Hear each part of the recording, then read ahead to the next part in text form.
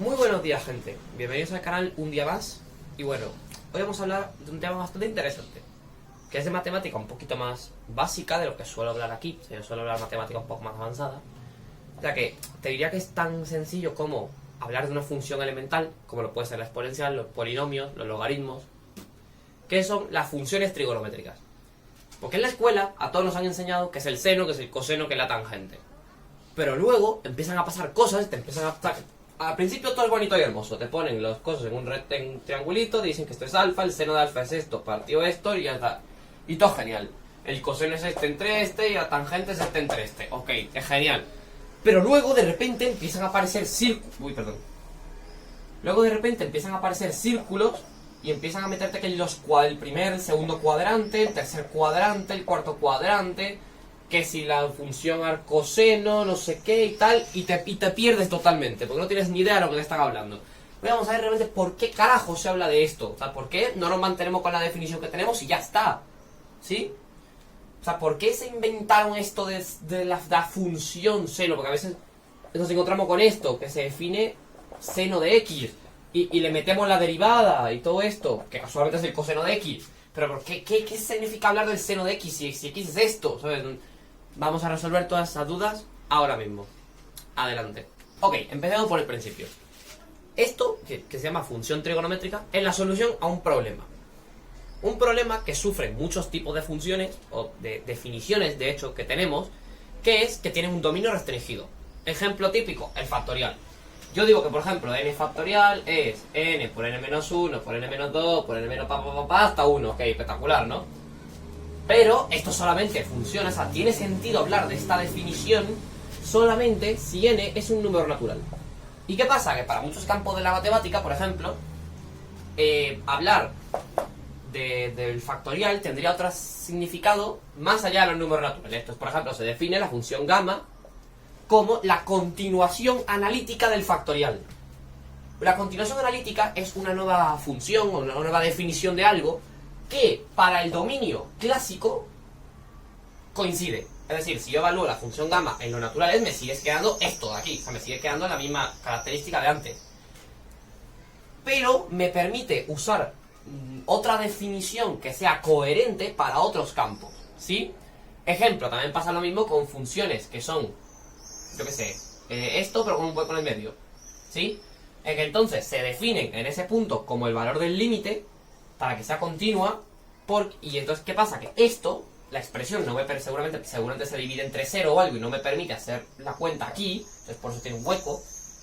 Entonces, por ejemplo, decimos que f de x es, qué sé, x más 2 entre x cuadrado menos 4, por decir algo. A lo mejor no es esto, pero bueno, es al revés, de hecho.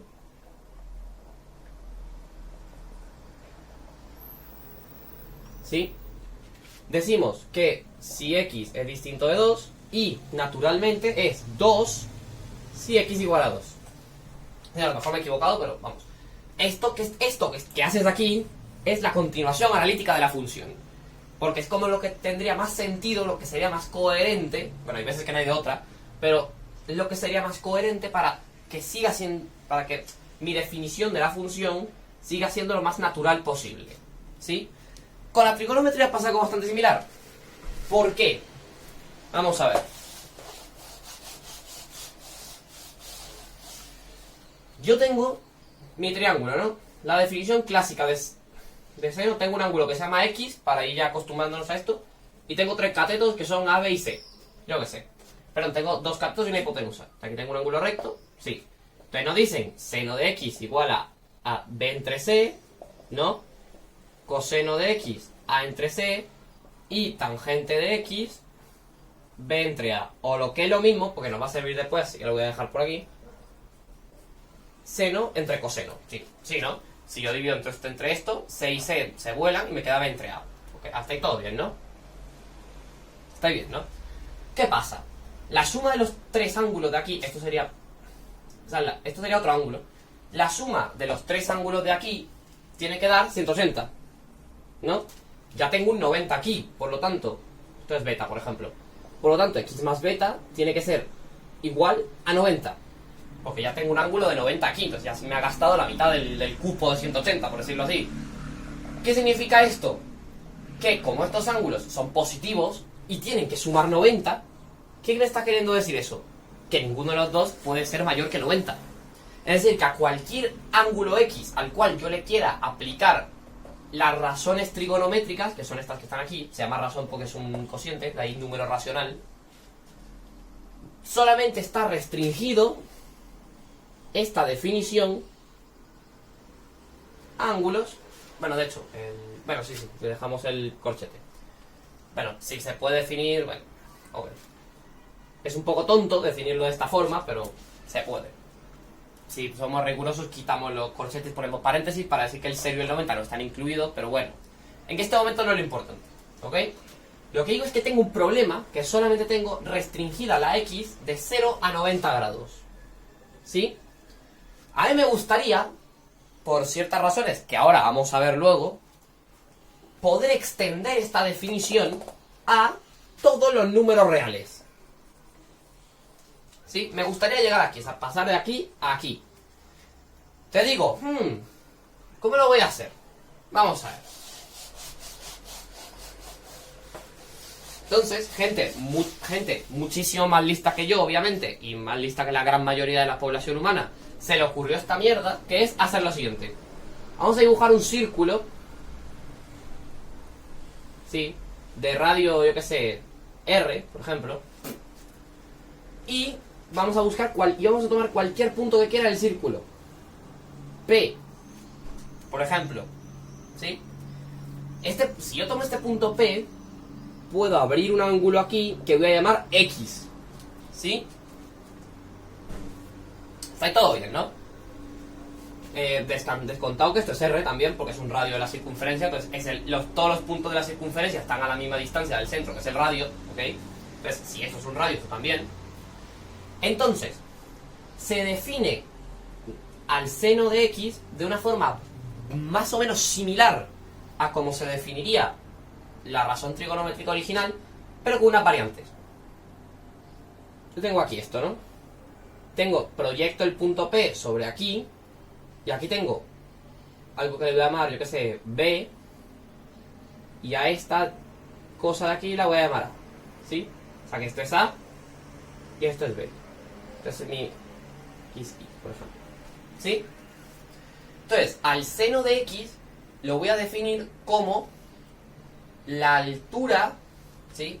De aquí, o sea, no la distancia, sino el valor que tenga la ordenada, es decir, el valor de Y, en este caso, que sería A, entre radio. Sí, que el radio sí que es un número positivo siempre, ¿ok? Ahí todo bien. De igual forma, el coseno de X se define como la abscisa, es decir, el valor del eje X en el que cae la proyección del punto P entre R. Y la tangente, ya más que definirse como esto entre esto, se define como el seno entre coseno. Sí, porque si yo logro definir seno y coseno como funciones, puedo definir una función que es un cociente de dos funciones, ¿no? Tranquilamente puedo hacer eso y me queda otra función diferente. ¿Sí? Entonces, ¿cuál es la ventaja que tiene esto? Si nos damos cuenta, si estoy en un ángulo entre 0 y 90 grados, esto coincide con la definición que tenemos, porque aquí me quedaría un triángulo rectángulo y estaría siendo cateto opuesto partido de la hipotenusa, cateto contiguo partido de la hipotenusa, cateto opuesto partido de cateto contiguo. ¿Ok? Hasta ahí genial todo, ¿no? Es que pensaba que se me había quedado la cámara. Pero imagínate que ahora se me ocurre hacer otra cosa. Voy a borrar aquí rápidamente. Voy a más o menos volver a dibujar esto. A ver si... más o menos, sí. Imagínate que se me ocurre, voy a hacer esto. Digo este ángulo. ¿Sí? Está ahí genial, ¿no? Vamos a ver. ¿Cómo he definido? Voy a usar esta definición de aquí. ¿Sí? El seno es la ordenada entre el radio. Aquí tengo una ordenada que vamos a ver la prima, por ejemplo, porque esta es otra cosa. Es otro punto, Q, por ejemplo. Y proyecto así hacia abajo. Y este punto, que se va a llamar B', por ejemplo, es la abscisa, ¿sí? Entonces, cuando yo haga el seno de X, me va a quedar esta A', que es positivo, entre el radio, que es positivo, ¿sí? Pero, cuando yo haga el coseno, me va a quedar b, que es un número negativo porque está yendo hacia la izquierda, ¿sí? Y divides entre un número positivo. Por lo tanto, el coseno te va a quedar negativo. Esa es la diferencia con nuestra extensión analítica. De la forma más natural posible, que es dejando la definición casi igual que la de la razón trigonométrica normalita. Si yo tengo esto, ¿qué es lo que me está pasando? Que básicamente he extendido la definición de seno-coseno y ahora x puede ser cualquier cosa. ¿Por qué? Porque yo puedo avanzar hasta acá, por ejemplo, 270 grados, ¿sí? Puedo llegar a 360 grados. Y bueno, cierto es que ahora puedo dar otra vez la vuelta y sumar otro 360 y así hasta el infinito. O puedo ir hacia atrás, que... no lo he dicho. Ir hacia atrás se considera como ángulos negativos, ¿sí? Menos x. ¿Bien? Entonces, a nosotros también nos enseñan no sé qué del primer cuadrante, no sé qué del segundo, no sé qué, Ok. Yo recomiendo ceñirse a la definición, ¿ok? O sea, no aprenderse de memoria, que odio aprender de memoria, que el primer cuadrante el seno es positivo, el coseno no sé qué, el segundo el coseno... Usa la definición. Usa la definición. Si yo abro un ángulo en el primer cuadrante, la altura... Esta va a ser positivo y esto también. Entonces, el seno es positivo, el coseno es positivo y la tangente, como es la división de los dos, también. ¿No? Si ahora yo me paso al segundo cuadrante, por ejemplo, ¿sí? ¿Qué me está pasando ahora? Que mi altura aquí es positiva, pero mi otro lado es negativo. Por lo tanto, el seno va a ser positivo, el coseno negativo y la división entre los dos, que es la tangente, negativo. Si ahora yo sigo abriendo esto, me voy a dar cuenta que aquí va a ser negativo, negativo y la tangente positiva. Y aquí va a ser la altura negativa, lo otro positivo y la tangente negativa. ¿Sí? Pero nada más hagan el círculo y vayan viendo. ¿Sí? Ahora toca responder una cosa muy importante. Ok, ahora que tenemos nuestra continuación analítica, ¿sí? De la función de seno-coseno, de la tangente sencillamente es otra definición y ya está. Una vez que yo tengo mi continuación analítica, ¿por qué coño se usan los radianes? ¿Por qué nos dicen tienes que usar los radianes en vez de usar grados hexagesimales? O sea, ¿por qué yo no puedo decir f de x, yo qué sé, seno de x, ¿sí? Porque ahora es una función esto, que la puedo definir en todos los reales, ¿sí? Con todas sus propiedades. Y digo que la voy a evaluar en 90 grados. Y el seno de 90, como cuando abro 90 grados estoy justo arriba, ¿sí? Entonces me quedaría una altura de r, del radio, y entre r es 1. Entonces el seno de 90 es 1. ¿Sí? ¿Por qué esto está mal? ¿Por qué esto no existe? ¿Por qué esto no se puede definir de esa forma? Vamos a verlo a continuación. Para esto primero tenemos que hacernos la pregunta obvia, ¿qué es un radian? Porque mucha gente dice, usa los radianes. Ok, dice, no, las conversiones no sé qué, entre pi y entre 180. Calma. Nosotros conocemos nuestra medida de los ángulos típica, que va 0, 90, 180, 270 y 360 aquí. ¿Sí? Venid, descontado que si damos más vueltas podemos ir sumando. ¿Sí? ¿Ok? Ahora bien, ¿por qué esto no me sirve? ¿Por qué esto no me sirve? Porque yo ahora si quiero considerar el seno como función de x, como función de variable real, donde x es un número real, esa es la clave, ¿sí? Si por ejemplo yo digo seno de x y por ejemplo ahora le quiero sumar otra cosa, ¿sí?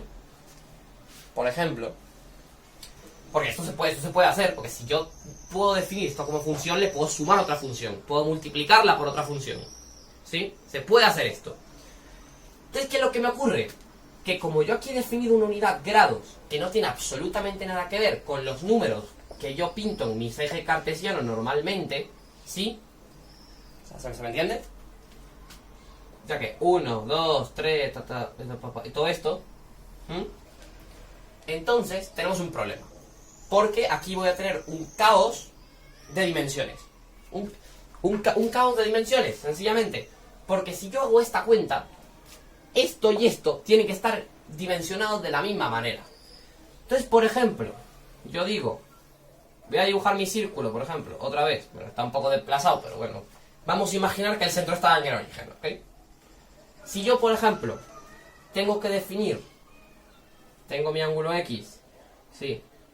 Vamos a poner R igual a 1, por ejemplo, para hacerlo más fácil. Si ahora tengo que definir el coseno sería esta distancia entre R, pero como R es 1, esta distancia sería solamente el coseno de X. ¿Sí? Esta de aquí sería el seno de X, esto es 1, y si usas Pitágoras te vas a dar cuenta de que sale naturalmente la igualdad fundamental de la trigonometría, seno cuadrado más coseno cuadrado igual a 1. ¿Ok? Usando Pitágoras sale.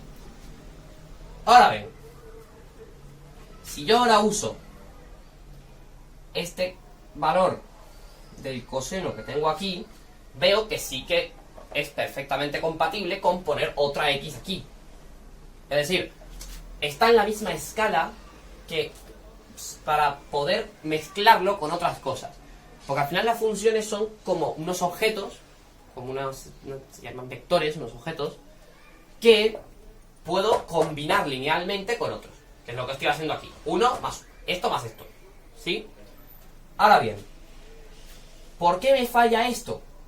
Porque si yo defino X como mis grados sexagesimales, esto de aquí, me encuentro con que aquí tengo 360, por ejemplo. Y esto no sería compatible con sumar otra X, que sería 360. ¿Sí? Porque al final al cabo, esto es un poco más denso de lo que estoy comentando, pero al final al cabo, esto no es un número real. Es decir, es una definición que nos hemos inventado nosotros. No sé muy bien por qué, pero ¿sabes? Investiguen un poco y se van a dar cuenta de por qué es esto. Y ya está, yo también debería investigarlo personalmente. Cuando te defines esto así, no estás usando un número real. Estás usando una unidad que es la que me da la gana. ¿Y qué pasa? Esto no es compatible con una función de variable real. Entonces, ¿qué se hace? Tiene que haber una forma de definir un ángulo usando un número real. ¿Sí? Y nos encontramos con lo siguiente.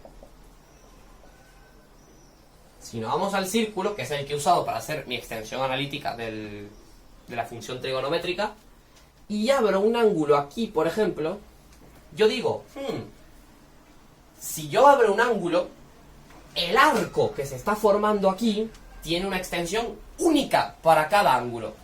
Voy por buen camino. Y en todos los casos del círculo, el radio es constante. ¿Sí? A este arco le vamos a llamar, yo que sé, C, por ejemplo, a la longitud de este arco. O sea que si yo lo desplegase en una línea recta, me encuentro con esto.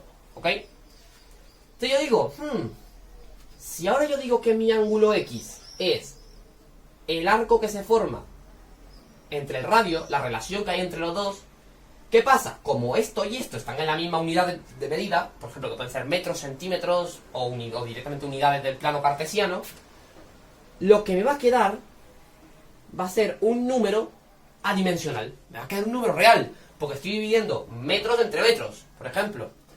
Y veo que esto me sirve para definir de manera unívoca, que sirve, para que no te equivocas para la hora de hacer esto, y que es única. O sea que no puedo decir que usando esta definición me pueden salir dos ángulos diferentes, porque si yo tomo, bueno, quitando las multiplicidades de dar vueltas y vueltas, bueno, eso es otra cosa. Eso es otra cosa. Pero si yo voy de 0 hasta el final, que ahora vamos a ver quién es el final, tengo una manera única de definir este ángulo. Porque cada uno tiene un ángulo, hace un arco específico aquí, y el radio es el mismo, en todos casos. ¿Sí? Entonces, se define un radián viene de radio, como aquel ángulo X, tal que, no me acuerdo si este era el símbolo, pero bueno, lo dejamos así, lo ponemos en palabras y ya. Es el ángulo X tal que C sea igual a R. Por lo tanto, ¿sí? Tal que C sea igual a R. A esto se le denomina un radián. Que creo que en grados eran como 57 con 20 y pico, una cosa así. Es decir, es el ángulo tal que esta longitud de circunferencia que tengo aquí es exactamente igual al radio. Y ahora mi pregunta es, ¿cuántos radianes hay en toda la circunferencia? Porque me interesaría saberlo para poder hacer la conversión entre ellos. ¿Sí? Vamos a ver. ¿Cuánto vale la longitud total de la circunferencia? Pues 2pi por el radio. Y esto ahora nos va a dar la respuesta de por qué siempre que lidiamos con funciones trigonométricas y todo esto, el puto número pi aparece tantas veces. ¿Sí? Esto nos va a dar la respuesta de por qué. Tengo 2pi por r. ¿Sí? Y ahora esto es la longitud total de mi círculo. Y ahora quiero ver cuántos ángulos x podrían caber aquí. ¿Sí? ¿Qué pasa? Que cuando tengo un ángulo de un radián, de un rad, esta longitud de aquí es exactamente igual a r. Entonces, si yo tengo x radianes, significa que tengo que meter tantos arcos de longitud r en la circunferencia. ¿Sí? O sea, r y así hasta el final. Si por ejemplo aquí me da por añadir otro radián más, aquí tengo otro círculo. Bueno, imaginemos que ahora x es un radián, esto es longitud r, longitud r. ¿Cuántas veces puedo yo añadir r en 2pi r? Pues 2pi veces. Entonces por eso se dice que toda la vuelta son 2pi radianes. Es por esto que pasa. Media vuelta, pi radianes, un cuarto de vuelta, pi sobre 2 radianes, y así. ¿Y cuál es la ventaja? Que ahora esto es un número real. Ahora lo puedo meter en la función, como si nada. Ahora no voy a tener ningún tipo de incompatibilidad a la hora de usar mi extensión analítica del seno y el coseno. Bueno, y la tangente también. Entonces, claro, ¿cuál sería mi conversión? Yo sé que 2pi radianes son 360 grados, porque es la vuelta completa. Entonces, si tengo alguna cantidad, que sé, 3pi sobre 7 radianes, lo puedo pasar a grado usando una regla de 3 típica. O, bueno, un factor de conversión, que es lo que viene siendo lo mismo, que es como una versión abreviada de la regla de 3. Pero con una regla de 3 se puede hacer perfectamente. Y viceversa, sabiendo que 360 grados son 2pi radianes. O, abreviado, dividiendo entre 2, 180 grados son pi radianes. Es lo mismo. O 90 grados son pi entre 2. Puedes usar lo que te dé la gana. Entonces, claro, por eso ahora se definen todos estos ángulos con pi entre algo, casi siempre. O sea, no se suele usar un radián, porque un radián es un ángulo muy feo. O sea, 57,20 no sé cuál grados no suele salir mucho naturalmente. Lo que suele salir son pi cuartos, que son 45, pi tercios, por ejemplo, que son 60, pi sextos, que son 30, y así.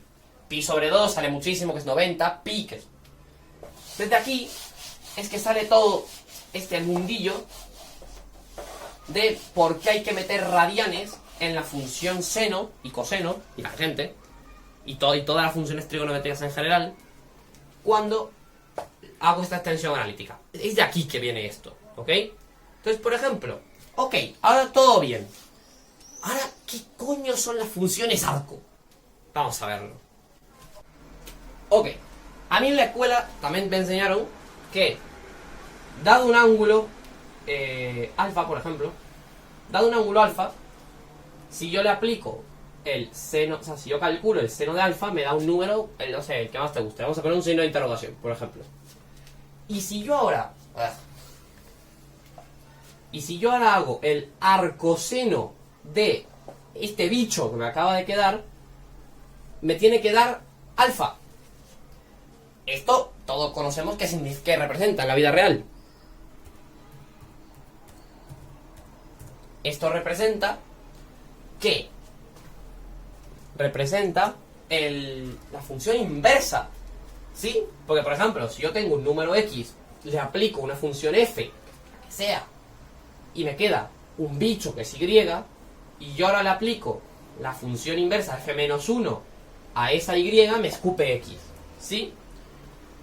Si ustedes son seguidores así de este canal, van a saber una cosa, que esto no siempre es totalmente cierto, ¿sí?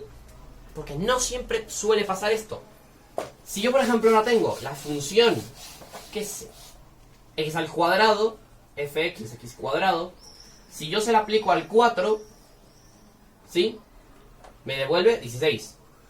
¿Y quién sería la función inversa de x cuadrado? Pues la raíz, por definición, ¿no? Si yo ahora a 16 le aplico la raíz de x, veo que me salen dos soluciones, ¿sí? ¿Qué es lo que pasa? Yo no puedo tener dos salidas diferentes de una función para una misma entrada. Esto es ilegal. Es la definición propia de función. La función tiene una sola salida siempre. ¿Sí? Una función no puede tener dos salidas diferentes para la misma entrada. Pero sí la misma salida para dos entradas diferentes. Que eso es lo que está pasando aquí. ¿Qué es lo que ocurre? Si yo ahora, por ejemplo, me dibujo mi cosa esta, yo veo que puedo tener la misma salida, que es Y, la misma altura aquí, para dos puntos diferentes, x1, x2, por ejemplo. A esto se le llama que la función no es inyectiva. ¿Sí? O que básicamente, viéndolo en términos sencillitos, que pasa dos veces por el mismo sitio. ¿Sí? O sea que tendría que hacer así y volver a subir. Eso es lo único. ¿Qué ocurre? Cuando la función no es inyectiva, no tengo una sola inversa. O tengo dos opciones. O tengo que definir la inversa muchas veces. Por ejemplo, la inversa adecuadamente sería aquí raíz de x si x positivo. ¿Sí? Si la x que tenía originalmente es positivo, para que me devuelva el positivo. Y menos raíz de x si x negativo, para que me devuelva el negativo. Porque la raíz, como función, como tiene que tener una sola salida, se ha definido como la salida positiva únicamente. Entonces tendría que definirla en dos partes. ¿Sí? Hacer esto, o bien restringir el dominio en el cual puedo sacar la inversa. ¿Sí? Si yo solamente me limito a x positivo, si yo ahora aplico la raíz, me olvido de esta solución. ¿Sí? Con las funciones trigonométricas me va a pasar algo bastante similar. Y vamos a ver por qué. Yo puedo definir f de x como el seno de x, por ejemplo, y su función inversa como el arcoseno de x. ¿Sí? Se puede hacer, esto se puede hacer. Ahora bien, si a mí se me ocurre ahora irme a mi círculo, Iván se va a preguntar ahora, ¿es esto inyectivo? Espera un segundo que voy a cambiar de rotulador porque esto está siendo un poco lamentable. Si yo ahora defino, por ejemplo, un ángulo X aquí, sí, con una altura A, y digo, voy a llevarme esta altura a este otro lado del círculo, y voy a abrir este nuevo ángulo que se llama Y, por ejemplo, por poner cualquier cosa. El radio es el mismo en los dos casos, ¿no? Entonces, si yo calculo el seno de X, veo que es exactamente igual al seno de Y. Y así me va a pasar todo el rato que pase por aquí y aquí, aquí y aquí. Toda la vuelta que dé y pase por aquí y aquí, voy a tener el mismo. Si yo ahora defino Z como una vuelta entera más X, ¿sí? Entonces, Z es X más 2pi, porque recordemos, 2pi es una vuelta entera. Veo que el seno de Z también va a ser igual al seno de X. ¿Sí? Y meta un 2 o meta cualquier número de repeticiones que sean pares. O sea, que sean múltiplos de pi. Entonces, ¿qué está pasando con esto? Que la función seno no es inyectiva, claramente. Porque puedo obtener de dos entradas diferentes, que son x e y, porque x e y no son el mismo, la misma salida. ¿Qué es lo que ocurre entonces? Que la función inversa no es única. Entonces, siempre os han dicho, cuidado con la calculadora, porque la calculadora no os va a devolver el ángulo en radianes, sí, tal cual, completo. Claro, es por esto. ¿Por qué? Lo que hemos dicho, ¿la definimos por partes? Podríamos hacerlo, pero es difícil. ¿Por qué? Porque tenemos que usar infinitas partes. ¿Por qué? Porque la función seno-coseno van variando todo este tiempo y puedes dar infinitas vueltas. ¿Sí? No es como la función x cuadrado que habíamos visto que había un lado positivo y un lado negativo. Y ya. Aquí es distinto. Aquí va oscilando de negativo a positivo todo el tiempo. Ahora vamos a es lo último que vamos a hacer en este vídeo, graficar la función seno y función coseno y ver por qué son importantes. Si yo tomo esto de aquí, bonito. Se me olvidó lo que estaba diciendo. Qué bueno. Ahora, vale, la inversa. No puedo definir la inversa por partes tampoco. Entonces, ¿qué me queda? Restringir el dominio para usar la función inversa. Entonces vemos de qué forma yo podría definir una inversa de x tal que no me pueda encontrar con el mismo seno dos veces. Que me quede en este lado. Porque aquí puedo tener un seno desde menos 1 que va hasta 0 y de 0 a 1. Pero no me voy a encontrar otra vez con el de 1 a 0 y el de 0 a menos 1. Entonces, ¿qué ángulo es este? Bueno, este es pi medios, ¿no? Porque es un cuarto de vuelta. Y este es menos pi medios. Porque dijimos que si vamos hacia atrás, es ángulos negativos. Entonces, si yo defino la x entre menos pi medios y pi medios, entonces sí que puedo usar el arcoseno y me va a dar una respuesta única. Por eso es que si yo le meto en la calculadora, porque la calculadora hace esto, si yo le meto en la calculadora un ángulo del primer cuadrante, es decir, que está entre 0 y pi medios, me va a devolver perfectamente. A usar el arcoseno me devuelve x. Pruébenlo. Ustedes prueben, pausen el vídeo y prueben. Si doy un ángulo negativo mayor a esto, es decir, un ángulo del cuarto cuadrante, que está entre menos pi 2 y menos pi medios y 0, y aplico el arcoseno, me va a dar la misma x otra vez tranquilamente. ¿Sí? El problema viene del lado izquierdo, porque la calculadora, si tú le metes un ángulo, te va a tirar aquí directamente. Es decir, si yo por ejemplo tengo x igual a pi, bueno, justo x igual a pi, no, pero x igual a, yo qué sé, 3 pi entre 4, por decir algo. Si calculo el seno de... Uy, le di la costumbre. Si calculo el seno de x, es 3 pi cuartos, es 135 grados, pues el seno va a ser el mismo de 45, o sea, 1. Perdón, va a ser 1 entre raíz de 2. ¿Sí? Si ahora yo digo arcoseno de 1 entre raíz de 2, no me va a devolver este ángulo de aquí, me va a devolver pi cuartos. Porque es el que está en el rango que a la calculadora le gusta. Por eso está el problema. Entonces, ¿cómo soluciono este problema? Porque bueno, este canal se llama Cero putos problemas. Entonces, no tenemos que tener problemas para resolver esto, ¿no? Vamos a ver. Si yo digo, ¿qué dos ángulos? O sea, si la calculadora me está devolviendo ¿qué tengo que hacer para llegar al otro? Si yo tengo la misma altura de ambos lados, aquí tengo que razonar ya. Si tengo la misma altura de ambos lados, significa que la diferencia que hay entre estos dos ángulos, es decir, vamos a ponerlo aparte para que se vea mejor. Vamos a abrir solo media circunferencia. Si tengo aquí x, por ejemplo, y aquí el otro ángulo, que es el que me interesa, que sí, ¿sí? Si tengo la misma altura, significa que a la izquierda tengo x, ¿sí? Entonces, eso significa que x más x, o sea, este ángulo más... x más y, en este caso, o sea, el ángulo x que me quedaría aquí a la izquierda, más todo el ángulo y que es de la derecha, tendría que sumar 180, que en radianes es pi. Entonces significa que y es pi menos x. Puedo hacer esto, tranquilamente. Entonces, si yo conozco que mi ángulo está en el segundo cuadrante, por alguna razón, y tengo que calcular el arcoseno, me va a escupir el ángulo x, que es este de aquí, y tengo que hacer esta cuenta, para obtener el ángulo que me interesa. Que verás que si lo hago, me sale pi menos pi cuartos, es esto. ¿Sí? Lo mismo pasa con el tercer cuadrante. Que si yo, por ejemplo, meto un ángulo aquí y tengo que hacer el seno de, qué sé, de 5 pi cuartos, por ejemplo, que está por aquí más o menos, este seno, como está, es el mismo de 45, pero con signo cambiado, entonces sería menos 1 entre raíz de 2. Y si hago el arcoseno de esto, me va a devolver me va a devolver menos pi cuartos. Pues lo mismo, tendría que hacer algo similar, ¿sí? Solo que con una pequeña variante. Tendría que hacer 2pi más este ángulo. Porque ¿qué pasa? Que este ángulo es negativo. Entonces, para que me quede aquí el menos, tengo que hacer más. A ver, si lo dibujas mejor, a lo mejor te puedes enterar de que hay otra relación fundamental, que es sumar 90, restar 90, pero esto no lo voy a decir porque es muy tedioso y no sé dibujar. Entonces, pero el punto es que tendrías que ver que la calculadora solo te devuelve en esta región de la derecha, eso es lo importante, que la calculadora solo te devuelve en la región de la derecha y tú tienes que encargarte de esto. ¿Sí? Bien. Vamos a ver qué pasa. ¿Cómo hace la calculadora para calcular esta porquería?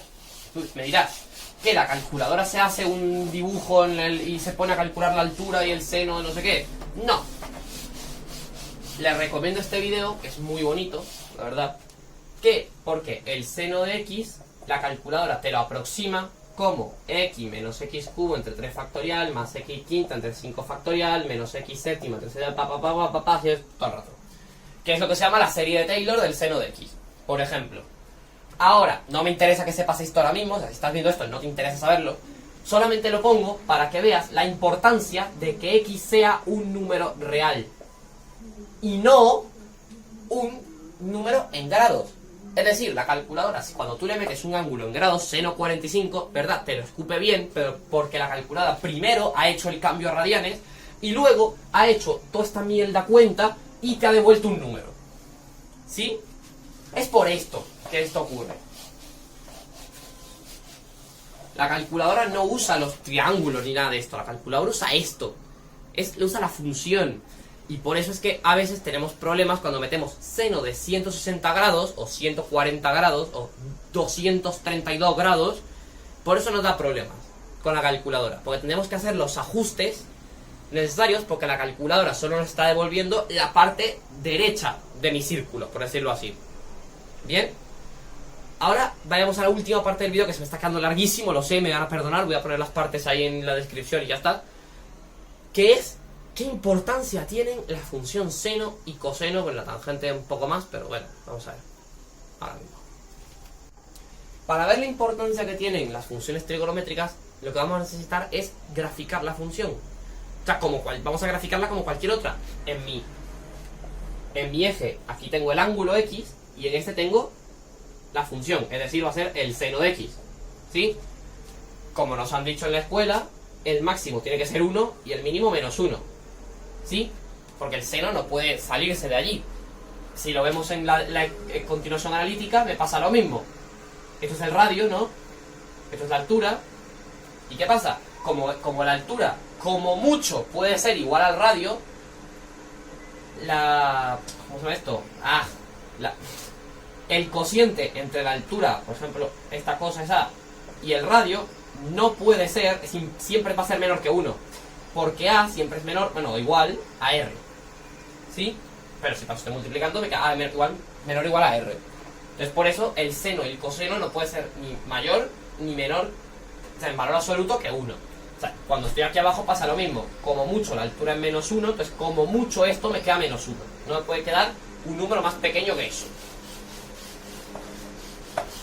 Vamos a ver. Iba a necesitar el círculo, pero no.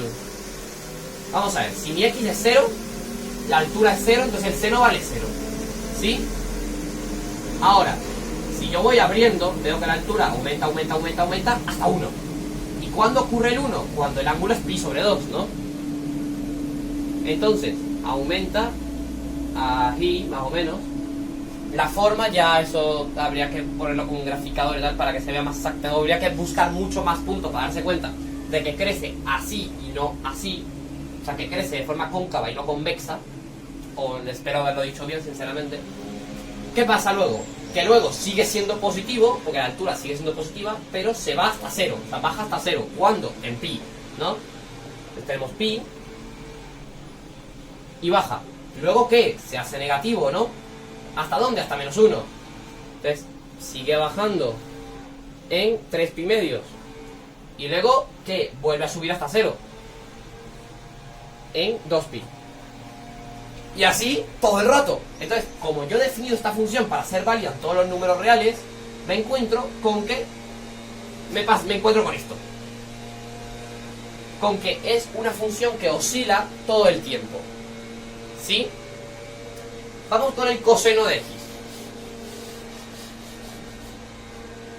Que vamos a llamarle, yo que sé, g de x, por poner otro nombre. Coseno de x. Este es x. Si empezamos en el principio, recordemos, ahora el coseno no es la altura, sino la horizontal. Esto, otra vez, lo mismo, entre 1 y menos 1, pasa lo mismo de nuevo. Que en el principio la horizontal es el radio. O sea que el cociente entre la horizontal y el radio va a ser 1. Porque divide lo mismo. Entonces, en principio, el coseno va a valer 1. Luego, ¿qué pasa? Va a ir disminuyendo cada vez más la distancia horizontal hasta que llega a 0. O sea, cada vez, si veo, voy teniendo menos distancia horizontal aquí. Se me va haciendo cada vez más chiquitito hasta que es 0. Entonces, ¿y cuándo? En pi sobre 2. pues va bajando así. Si vuelvo a hacer lo mismo otra vez, veo que aquí vuelve a aumentar, pero en negativo, porque ahora va a ser cada vez más negativo. Es decir, va a bajar hasta que es igual al radio, pero con signo contrario. -1. ¿Sí? Entonces está aquí. Cuando en pi. Y veo que va a volver a pasar exactamente lo... Uy, se me fue un poquito la mano aquí. Me va a pasar exactamente lo mismo que con el seno. La única diferencia es que veo que en vez de empezar en 0 empieza en 1. Y cuando este vale 1, este vale 0. Y así. ¿Sabes? ¿Qué ocurre? Que se dice que el seno y el coseno son realmente la misma mierda, pero está desfasado. Se le dice que tiene una fase diferente. Es decir, que es la misma cosa, pero movido pi sobre 2 a la derecha. Es decir, si yo tapase esta parte del seno, me queda la misma función coseno. Si te das cuenta, me queda lo mismo. Entonces, se dice que el coseno de x, bueno, no en todos los casos, pero por ejemplo en este caso, es el seno de x más algo, más pi sobre 2. ¿Sí? Y tiene sentido, si yo doy, por ejemplo, x igual a 0, esto es coseno de 0, 1, ¿sí? Por lo que hemos visto, porque la horizontal es igual al radio, es igual al seno de 0 más pi medios, que es pi medios, que ya como hemos visto, la altura es 1, es 1. Entonces, esto se dice que el seno y el coseno están desfasados. ¿Por qué quiero usar yo el seno y coseno para cosas? Pues porque me permiten analizar movimientos que son, sobre todo, ondulatorios. Me permite crear un modelo matemático de cosas que oscilan. Por ejemplo, un muelle que va alrededor de su posición de equilibrio, su posición va, primero crece, luego decrece, luego crece y así ta. Entonces, su posición puede ser descrita por una función seno de lo que sea o coseno de lo que sea. Joder, con el puto camión este. ¿Por qué no te callas? Ya está, ya cerran la ventana. Ya no nos va a molestar el camión de basura. Ok. ¿Qué estaba diciendo? Que nos permite analizar y crear un modelo para analizar el movimiento de una cosa, de cualquier cosa que sea ondulatorio, o una relación de algo con algo que sea ondulatorio, usando estas dos funciones. La tangente no es tan utilizada, pero menos que estas dos, pero totalmente tiene sus aplicaciones. Entonces, claro, nosotros nos damos cuenta que si ahora yo he definido una función, puedo hacer cosas con ella, ¿no? La cosa más importante que puedo hacer con la función seno es derivarla. ¿Sí? Por cosas de la vida, que ahora vamos a ver que tiene todo el sentido del mundo, la derivada del seno es el coseno. ¿Sí? Y tú miras, pero como dos funciones que son la misma, puedes derivarla, así tal cual, y te va a dar la otra. Pues bueno, son la misma pero desfasada. ¿Sí? Vamos a ver. Si yo ahora tomo el seno de x, veo que al principio, o sea, vamos a ponernos en x igual a 0, por ejemplo. Vamos a analizar la situación. ¿Sí? La función seno de x, ¿cómo va variando en x igual a 0? La pendiente va hacia arriba, ¿no? La pendiente vale ¿cuánto? 1. Bueno, si está bien graficado vale 1. O sea, ves que el seno de x cuando está empezando sube así, sube exactamente en la diagonal. ¿Sí? Luego, que vale 1. Luego, cada vez crece más despacio, la pendiente disminuye hasta que en pi sobre 2 tiene un máximo. O sea que la derivada vale 0. Luego, empieza a decrecer hacia abajo y cada vez más rápido, hasta llegar a -1. Se hace cada vez más negativa la derivada. Y luego, ¿qué le pasa? ¿Qué le pasa a la gráfica? Una vez ha llegado hasta pi, que sigue siendo negativa, pero cada vez se acerca más a ceros, que se tiende a ser más plana. Sigue siendo negativa, se acerca a 0. Y luego se vuelve a dar toda la vuelta otra vez. Por eso la derivada del seno es el coseno. Tiene todo el sentido del universo hacer esto. Es decir, si yo por ejemplo digo que mi cosa que está modelada por la función seno es la posición de una partícula, de una cosa que está haciendo un movimiento ondulatorio, ¿sí? Digo que la velocidad de la cosa, que es la derivada con respecto al tiempo, o sea, si yo por ejemplo tengo una función, vamos a borrar, mejor. Si yo por ejemplo digo que mi posición, que le voy a llamar i, con respecto del tiempo, es el seno del tiempo, que eso es ridículo, pero bueno, este es el movimiento ondulatorio más básico, que es el seno, que es así, ya está. Si yo tengo esto, digo que la velocidad del objeto en función del tiempo va a ser el coseno de t, porque la velocidad es la derivada de la posición. la derivada con respecto del tiempo, porque invariable aquí es el tiempo, la velocidad con respecto del... Perdón, la velocidad es la derivada con respecto del tiempo de esto. Entonces, derivo aquí con respecto del tiempo y me queda coseno de t. ¿Ok? Vamos a ver. Si estoy en x igual a 0, ¿sí? Bueno, vamos a suponer que el x igual a 0 no cuenta, o sea, t mayor para el tiempo es mayor que 0, pues claro, justo en t igual a 0 tengo una excepción, porque aquí tengo que en t igual a 0 la velocidad también es 0, y aquí no se cumple, aquí la velocidad sería 1. Porque claro, aquí está suponiendo que el objeto ya viene desde atrás, entonces claro, cuando llega hasta arriba ya tiene una velocidad, ¿sí? Entonces cuando ha llegado aquí tiene una velocidad tiene una velocidad que va subiendo. Entonces, vamos a ignorar ese punto. Si mi partícula hace esto, significa que cada vez se está acercando más a la amplitud de mi movimiento. Por eso, a esta distancia, cuando estudiamos movimientos ondulatorios, se le llama amplitud de la onda. ¿Sí? Porque es la máxima posición a la cual se llega. Sí, porque recordemos, esto es posición respecto del tiempo. Si la posición es 1, porque la posición máxima que puede haber es 1, significa que si tengo el 0 aquí, tengo un coso ondulando entre -1 y 1, estoy aquí. ¿Qué es lo que pasa cuando estoy aquí? Que mi velocidad es 0, ¿sí? En pi sobre 2, que es 1, cuando han pasado pi sobre 2 segundos, estoy en posición igual a 1 y velocidad igual a 0, porque la derivada es el coseno, y coseno de pi sobre 2 es 0. Luego, voy hacia atrás, ¿no? Es decir, que ahora la posición va a seguir siendo positiva, pero se acerca a la posición de equilibrio, va a ser 0. ¿Y en 0 qué va a pasar? Voy a tener una velocidad negativa hacia atrás y máxima. Por eso se dice que la velocidad máxima de un movimiento ondulatorio se alcanza justo en el equilibrio. Y tiene todo el sentido del mundo. Si yo, por ejemplo, voy bajando una cuesta, tengo que, por ejemplo, yo qué sé, imaginamos que no hay fricción, resistencia del aire, ni nada de esto. Si yo ahora tengo que hacer este camino, imaginemos que, insisto, no hay fricción, no hay resistencia al aire, nada, y empiezo a bajar por aquí por culpa de la gravedad, me va a pasar esto. Voy a bajar y voy a volver a subir. Voy a subir así, y voy a estar aquí todo el rato. ¿Sí? ¿Dónde yo alcanzo mi velocidad máxima? Aquí. Porque aquí la gravedad me ha tirado para abajo, me ha tirado para abajo, me ha tirado para abajo, y a partir de aquí mi velocidad no puede seguir aumentando porque la gravedad me está frenando ahora. ¿Sí? Entonces, por eso se dice que teniendo una ondulación alrededor de la posición de equilibrio, que es esta de aquí,